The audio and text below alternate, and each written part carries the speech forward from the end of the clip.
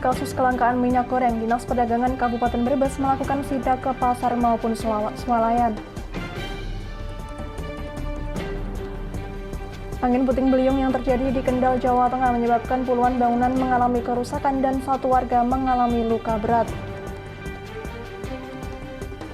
Kasus COVID-19 yang semakin melonjak membuat pemerintah Kabupaten Kudus ambil tindakan cepat dengan menyiapkan tempat isoter di berbagai titik. Selamat sore pemirsa, bersama saya Amanda Soraya, inilah Jateng hari ini. 32 bangunan rusak diterjang angin puting beliung di 6 dusun Desa Ngabean, Kecamatan Boja Kendal pada Rabu 16 Februari sore. Tidak ada korban jiwa dalam bencana tersebut, namun satu orang mengalami luka berat akibat tertimpa puing-puing rumah.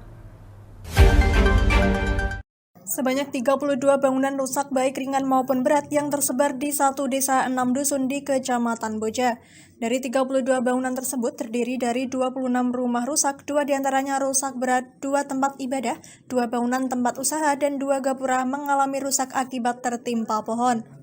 Tercatat pula seorang warga mengalami luka akibat tertimpa material rumah yang diterjang hingga dilarikan ke rumah sakit. Rumah yang rusak akibat puting beliung yang ada di 6 desa, yakni Dusun Kalikatok, Dusun Ngabean, Dusun Kliwonan, Dusun Bulumesu, Dusun Ngloro, dan Dusun Nglaran Desa Ngabean, Kecamatan Boja, Kabupaten Kendal. Sementara mereka yang rumahnya tidak bisa ditempati mengungsi di rumah saudaranya yang tidak jauh dari lokasi. Ya, gimana ya Pak, ya pengen ya berharap ya orangnya selamat, terus ada kebijakan dari yang Kepala Dusun Kalikatok Subiono mengatakan, kejadian pada hari Rabu sore sekitar jam 3:30 sore, saat itu hujan campur angin seperti banyak kabut dan angin besar, tiba-tiba banyak pohon yang tumbang dan genteng berterbangan. Pak, ada korban jiwa nggak Pak? Korbannya hanya satu Pak, itu yang di Kliwonan, di RT 1 RW 3. Ada berapa rumah yang tertimpa ini Pak? Yang tertimpa rumahnya ada 16 rumah, yang rusak berat 3, yang rusak ringan, terus sisanya rusak ringan semua. Bupati Kendal Dikoem Ganinduto yang langsung meninjau rumah para korban bencana alam berjanji akan segera memperbaiki sesuai dengan kemampuan pemerintah. Selain itu juga melalui BPBD Kabupaten Kendal, warga yang menjadi korban bencana mendapatkan bantuan logistik. Tadi malam kita dapat informasi bahwa di Kecamatan Boja terjadi bencana alam puting beliung. Dampaknya ada 26 rumah terdampak, 24 itu dampaknya ringan dan 2 itu sedang sampai berat. Jadi hari ini kami beserta rekan-rekan Forkopimda, Pak Bajari, Pak Kapolres dan Pak Dandim dan juga OPD terkait. Kita langsung melihat ke lokasi, kita memastikan bahwa situasinya kondusif. Artinya alhamdulillah hari ini masyarakat semua tidak ada korban. Ada satu yang dilarikan ke rumah sakit, kita akan pantau terus keadaannya seperti apa. Tapi ini ada dua rumah yang terdampak parah. Insya Allah kita akan segera lakukan perbaikan. Tadi sudah saya tanyakan sama pemilik rumah, mereka mau tetap di situ. Tapi kita himbau untuk masyarakat karena banyak pohon-pohon besar di sekitar rumah, kita himbau untuk dipotong aja. Karena ini cuaca lagi ekstrim sekarang, jadi kita harus bisa jaga-jaga. Namanya bencana alam kita nggak tahu kapan terjadi, tapi kita harus selalu waspada karena memang sekarang cuacanya lagi ekstrim. Jadi mudah-mudahan dengan kerja gotong royong seluruh pihak, masyarakat juga terlibat, mudah-mudahan ini bisa segera selesai dan kembali lagi ke rumah. Saat ini warga desa bergotong royong untuk membersihkan puing-puing rumah yang berserakan sambil memotong pohon yang roboh menimpa atap rumah maupun menutup jalan. Dari Kendal, Muhammad Arya, Lingkar TV, melaporkan. Menanggapi keluhan masyarakat terkait kelangkaan minyak goreng, pemerintah Kabupaten Brebes melakukan inspeksi mendadak atau sidak di sejumlah pasar tradisional dan supermarket pada Kamis siang. Dinas Koperasi Usaha Mikro dan Perdagangan setempat melakukan sidak di toko swalayan dan pasar induk Brebes.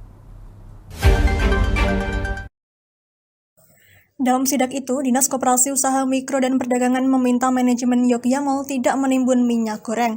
Rak-rak tempat minyak goreng harus segera diisi jika stoknya masih ada. Jajaran Dinkopumdak pun sempat sidak di gudang Yogya Mall. Petugas mendapati ada puluhan dus minyak goreng yang masih berada di gudang, sementara rak tempat minyak goreng sudah kosong. Setelah memeriksa ke gudang, ternyata masih ada stok minyak goreng yang belum dijajakan ke etalase. Kepala Dinkopumdak Brebes Zainuddin mengimbau kepada manajemen Yogya Mall maupun toko swalayan lain agar tidak penjualan produk jangan sampai kosong sehingga tidak menimbulkan keresahan masyarakat yang sangat membutuhkan minyak goreng. Zainuddin mengungkapkan selain melakukan sidak di supermarket dan minimarket, pihaknya juga melakukan sidak minyak goreng di sejumlah pasar tradisional. Pihaknya akan selalu memantau persediaan minyak goreng di tengah masyarakat agar jangan sampai terjadi kelangkaan. Ia meminta kepada para penjual minyak goreng agar segera meminta stok kepada supplier jika stoknya sudah habis. Ini sebabnya karena ada kebijakan baru dari pemerintah, tapi upaya kita dari Dinas Perdagangan untuk memantau agar minyak di masyarakat itu tidak terjadi kekosongan. Seperti tadi katanya ada pembatasan pembeli, sehingga saya tadi sidak ke sini ke gudang langsung. Alhamdulillah memang ada beberapa dus yang perlu dipasarkan. Oleh karena itu sekarang sudah dipasarkan oleh manajer daripada Yogya Mall. Mudah-mudahan berikutnya setelah habis ya Bu ya, supaya minta lagi ke supplier agar diisi lagi. Sebenarnya itu loh, jangan sampai ada display baik di mana saja itu harus ada minyak goreng. Jangan sampai nggak ada kelangkaan. Sementara itu, pihak manajemen Yogya Mall Brebes Natalia mengatakan harga minyak goreng di Yogya Mall Brebes tetap mengacu pada anjuran pemerintah, khususnya untuk minyak goreng kemasan. Ia mengaku di Yogya Mall ini minyak goreng dijual dengan harga di bawah Rp14.000 per liternya. Pihaknya juga mengikuti aturan pemerintah agar melakukan pembatasan pembelian minyak goreng maksimal 2 liter per konsumen. Sesuai dengan keputusan pemerintah Pak, kami mengikuti yaitu maksimal 2 liter per konsumen. Kalau yang untuk 1 liter berarti mereka boleh beli 2 pieces. Dinkopumdak berjanji jika ditemukan adanya pedagang nakal yang menimbun minyak goreng, pihaknya tidak segan-segan memberi sanksi dari ringan hingga sanksi berat. Dari Brebes, Gus Fadila, Lingkar TV, melaporkan. Jangan kemana-mana pemirsa, kami akan kembali usai jeda pariwara. Tetap bersama kami.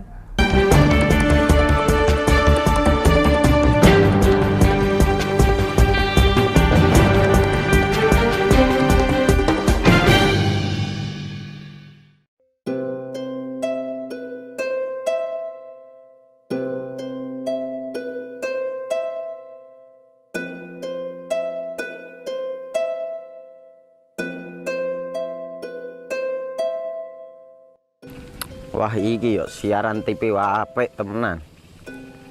Filme cocok karo suasanane.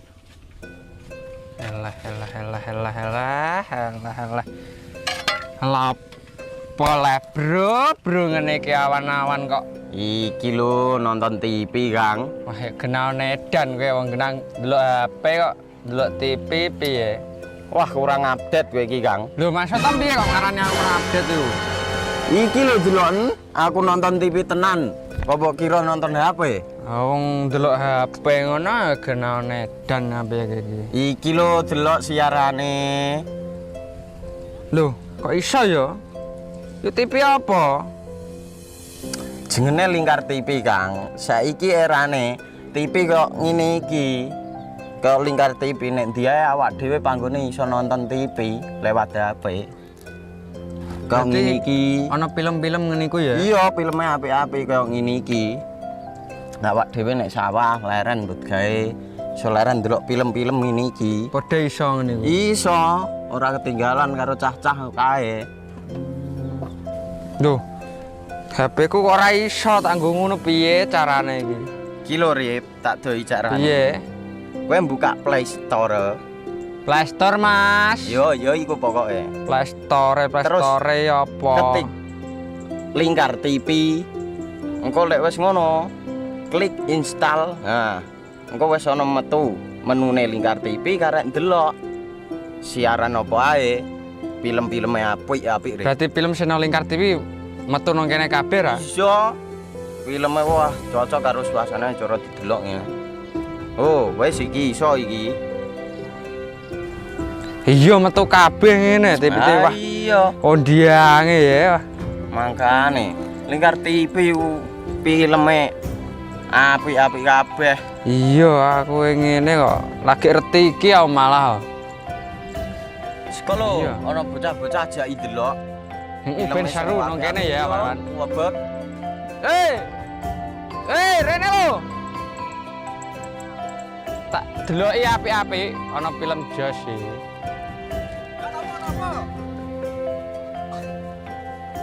Rene go Rene. Oh iki lho tak deloki film nang Lingkar TV. Solutif dan terpercaya.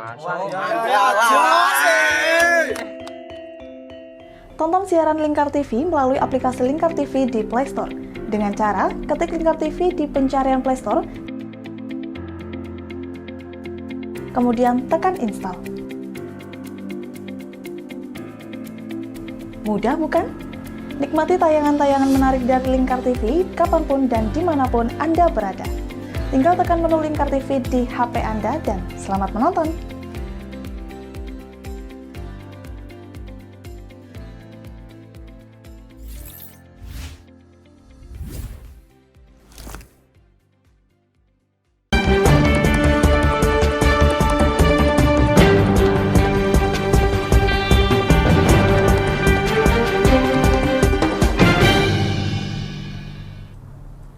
Anda masih bersama Jateng hari ini pemirsa.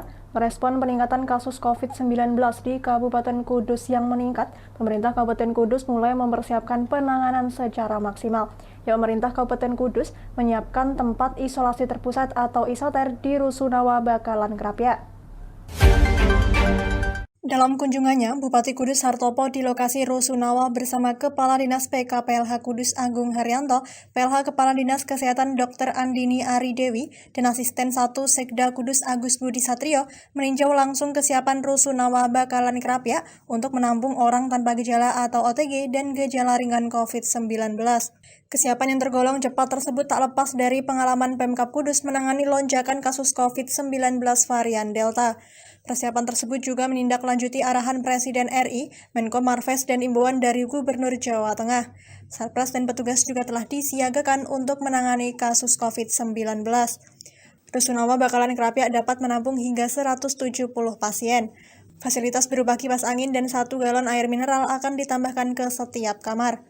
Meninjau persiapan dari isoter, tapi ternyata di sini sudah disiapkan semua memang dari awal sesuai dengan himbauan Pak Presiden maupun dari Pak Menko, Pak Luhut, itu semua dipersiapkan seperti kemarin. Termasuk kemarin juga diimbau oleh Pak Gubernur Jawa Tengah, Pak Ganjar, supaya untuk dipersiapkan seperti mempersiapkan varian Delta kemarin. Nah, di sini sudah familiar semua di dalam mempersiapkan karena petugasnya juga sama seperti kemarin. Dalam hal ini sudah dipersiapkan semua. Ini ada tambahan-tambahan sedikit. Mudah-mudahan nanti segera untuk dilengkapi supaya pasien di sini pun lebih nyaman. Ini yang kurang ada kipas angin saya suruh untuk melengkapi. Terus untuk di sini harus ada dispenser juga segera untuk dilengkapi. Dan poli di bawah sudah ada itu lengkap. Jadi ketika di sini untuk gejala ringan sama OTG, ketika ada yang kegawat daruratan segera untuk di poli, kalau memang itu perlu dirujuk, tapi kalau tidak perlu ya diobati di sini sudah cukup. Untuk kapasitas sendiri sampai berapa? Kapasitas di sini total kalau dimaksimalkan sekitar bisa sampai 170-an lah. 170 ya untuk pasien. Tak hanya di Rusunawa, beberapa rumah sakit menyiapkan tempat isoter untuk menampung pasien COVID-19 OTG. Hartopo menjelaskan Rumah Sakit Mardi Rahayu menyiapkan Gria Ester untuk isoter, Rumah Sakit Aisyah melalui Muhammadiyah menyiapkan isoter khusus, sebagian besar desa juga telah menyiapkan tempat untuk isoter. Pihaknya mendorong instansi lainnya seperti perusahaan memiliki isoter untuk menampung pegawai atau masyarakat setempat yang OTG atau bergejala ringan. Dari Kudus, Wes Alkorni, Lingkar TV melaporkan. Pemerintah Kabupaten Pati membongkar sisa-sisa bangunan yang ada di Lorong Indah pada Jumat pagi. Sisa bangunan yang diklaim sebagai pondok pesantren ini dibongkar karena menyalahi aturan rencana tata ruang wilayah. Pemerintah Kabupaten Pati membongkar sisa bangunan di Lorong Indah yang sebelumnya diklaim sebagai pondok pesantren.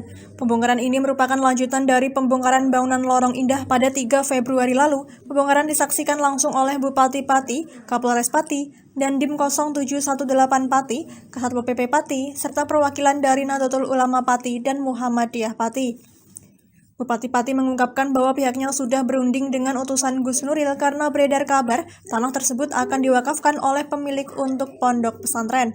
Yang terakhir kemarin dari utusan Gus Nuril, karena infonya diwakafkan dipakai untuk pondok pesantren. Tapi perlu diketahui, saya sudah klarifikasi karena proses pondok pesantren itu harus ada izin yang ditempuh.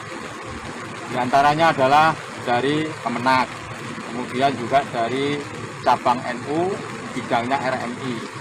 Kemudian kalau diwakafkan itu harus ada pernyataan wakaf dari KUA Kecamatan Margorejo. Dan semuanya itu saya punya bukti formal dari KUA Margorejo, juga tidak ada tanah yang diwakafkan untuk pondok pesantren. Kemudian dari RMI juga menjawab tidak ada pendirian pondok pesantren di RI. Kemudian di Kemenak juga menjawab tidak ada pondok pesantren yang ada. Sebanyak 2 alat berat diturunkan untuk membongkar sisa bangunan, serta ratusan personil keamanan diterjunkan untuk mengamankan pembongkaran tersebut. Lebih lanjut, Bupati Pati menegaskan bahwa pemerintah Kabupaten Pati tidak membongkar pondok pesantren, melainkan membongkar bangunan liar yang berdiri di lahan lorong indah. Dari Pati, Fajar Mukti, Lingkar TV, melaporkan. RMI NU Pati menggelar halakoh pengasuh pesantren yang membahas urgensi perda pesantren di Pati pada Kamis siang. Pada halakoh tersebut turut dihadiri DPRD Pati Bambang Susilo serta anggota DPRD Provinsi Jawa Tengah Muhsin. RMI NU Pati berharap perda pesantren bisa rampung tahun 2022 ini. Bertempat di Aula PCNU Pati pada Kamis siang, RMI NU Pati menggelar halakoh pengasuh pesantren yang membahas urgensi perda pesantren dalam membangun kemandirian pesantren di Kabupaten Pati.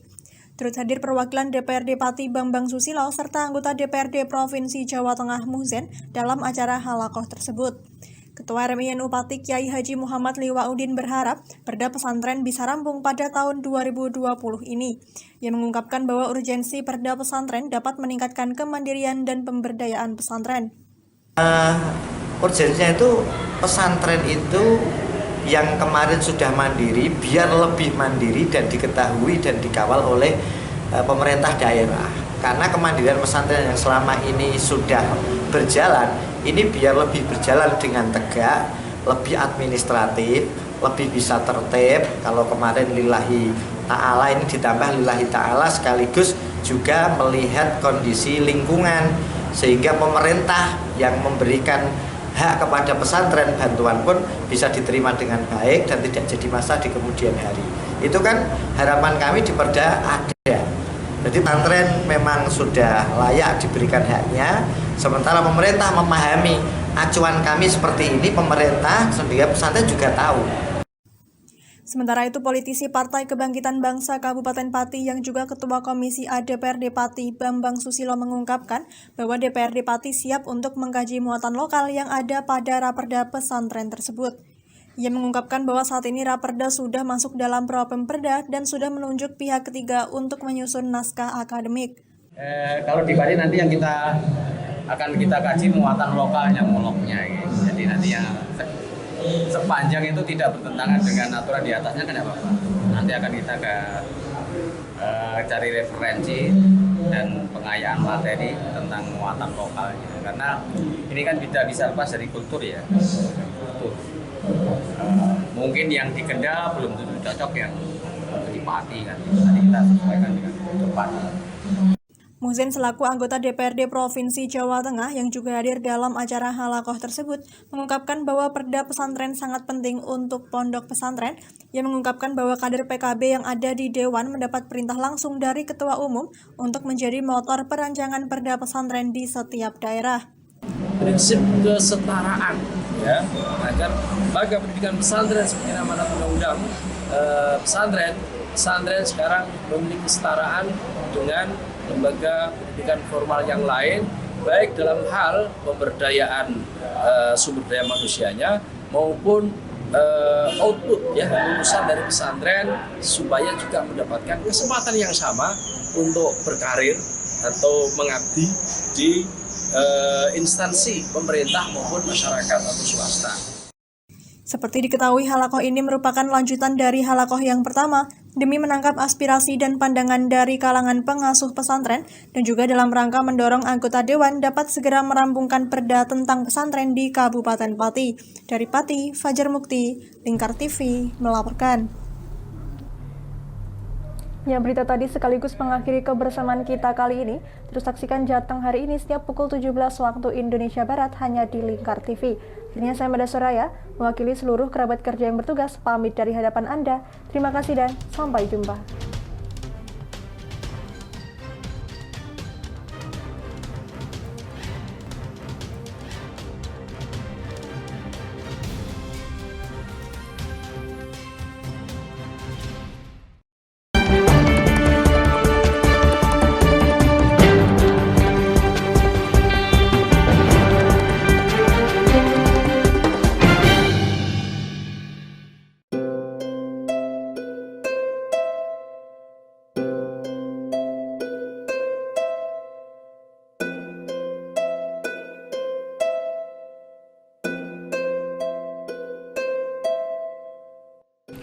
Wah, iki yo siaran TV wah apik temenan.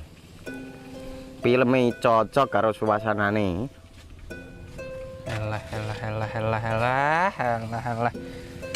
Elah.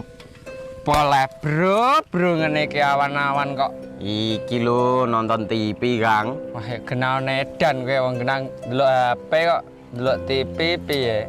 Wah, kurang update kowe iki, Kang. Lho, maksudnya piye kok ngarani aku update itu? Iki lho delok aku nonton TV tenan. Apa kira nonton HP? Wong delok HP ngono kenal nedan apa iki. Iki lho delok siarane. Lho, kok iso ya? Yo TV apa? Jenenge Lingkar TV, Kang. Saiki erane TV kok ngene iki. Kok Lingkar TV nek dia awak dhewe panggone iso nonton TV lewat HP. Kok ngene iki ana film-film ngene iku ya? Iya, filme apik-apik kaya ngene iki. Awak dhewe nek sawah leren mbut gawe iso leren delok film-film ngene iki. Padha iso ngene iku. Iso, ora ketinggalan karo cah-cah kae. Lho, HP ku kok ora iso tak nggo ngono piye carane iki? Iki lho Rip, tak doi carane. Piye? Kowe buka Play Store. Play Store, Mas. Yo iku pokoke. Play Store apa? Ketik Lingkar TV. Engko lek wis ngono, klik install. Nah, engko wis ana metu menune Lingkar TV karek ndelok siaran apa ae. Film-filme apik-apik. Berarti film channel Lingkar TV metu nang kene kabeh ra? Iya. Filme wah cocok karo suasana cara didelok ya. Oh, wis iki iso iki. Iya metu kabeh ngene TV wah. Iya. Kondiange ya. Mangkane Lingkar TV filme apik-apik kabeh. Iya, aku ngene kok. Lagi reti iki aku malah. Sekolah ana bocah-bocah ajak ndelok. Ben seru nang kene ya, Wan. Wabek. Rene lo. Tak deloki apik-apik ana film Jos iki.